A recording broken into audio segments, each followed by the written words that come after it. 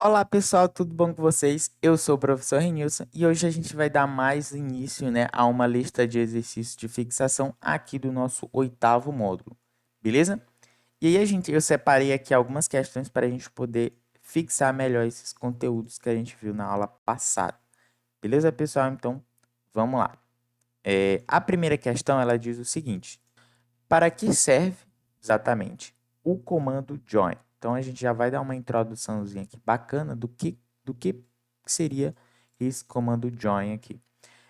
O comando join, ele é uma forma, né? Uma espécie ali de juntar os valores de algumas ou todas as colunas, né?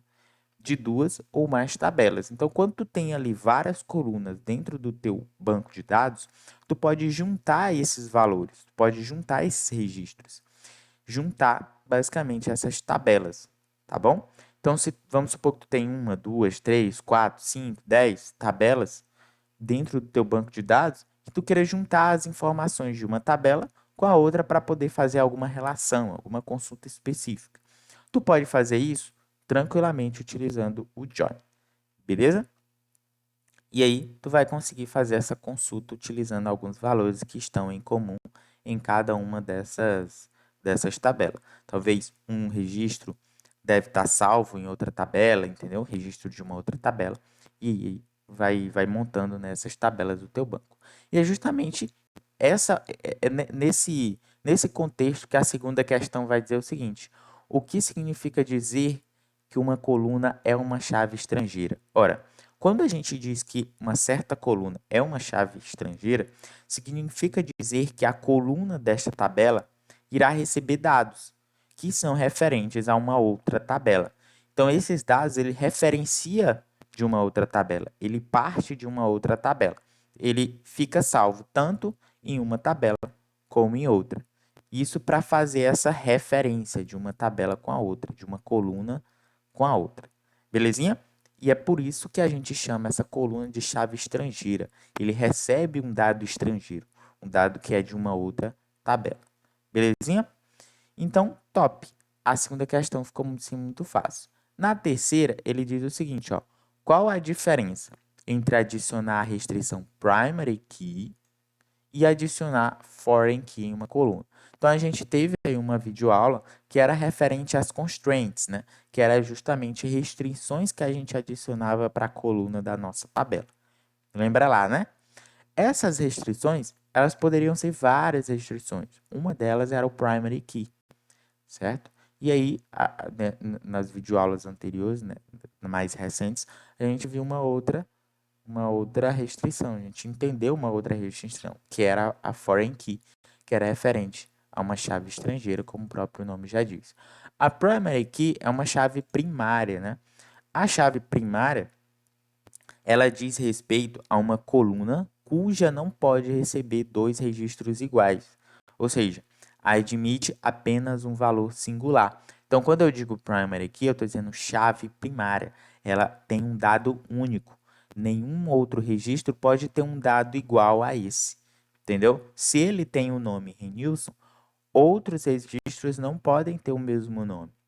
Entendeu? Por isso que eu estou falando que ela é uma primary key.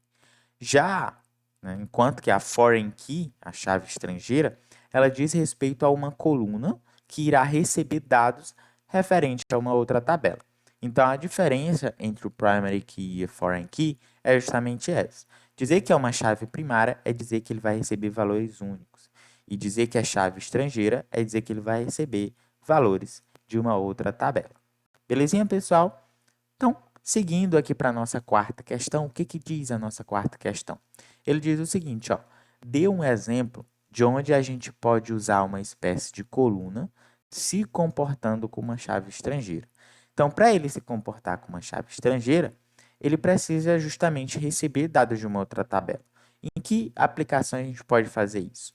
Em redes sociais, por exemplo, quando recebemos um comentário em alguma postagem nossa, a tabela usuário, ela contém uma coluna que irá guardar o nome de usuário que comentou nesta publicação, lembra lá? O que faz dela uma foreign key.